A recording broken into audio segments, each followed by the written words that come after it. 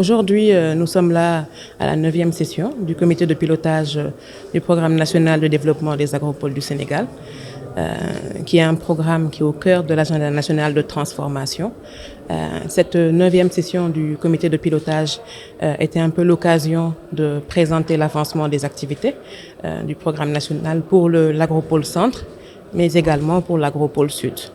De nombreuses initiatives ont été menées, notamment en termes d'optimisation de l'approvisionnement.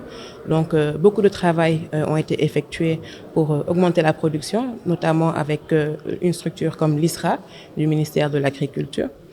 Il y a également eu beaucoup d'initiatives d'accompagnement des PME-PMI qui sont dans la transformation, notamment pour l'amélioration des produits transformés et pour également les préparer techniquement et organisationnellement pour qu'ils puissent s'installer au niveau des agropoles. Parce que lorsqu'on parle des agropoles, on parle de pôles agro-industriels.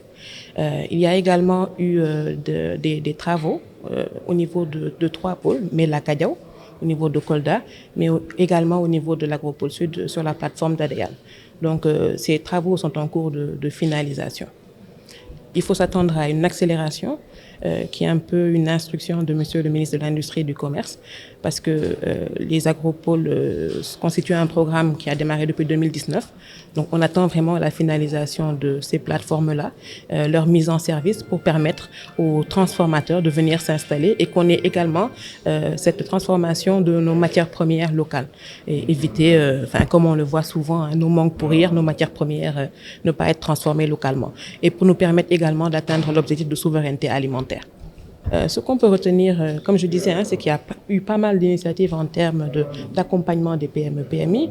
Les 3 plateformes qui ont déjà démarré aussi sont très avancées. Il y a également eu de l'optimisation de l'approvisionnement. Donc sur ce plan-là, quand même, on peut dire que les initiatives ont été bonnes. Maintenant, ce qu'il faut, c'est presser le pas, finaliser ces plateformes-là et également démarrer les autres plateformes qui sont prévues. Il y en a 30 prévues dans le projet actuel, donc il y en a 27 autres pour lesquelles les travaux doivent démarrer rapidement.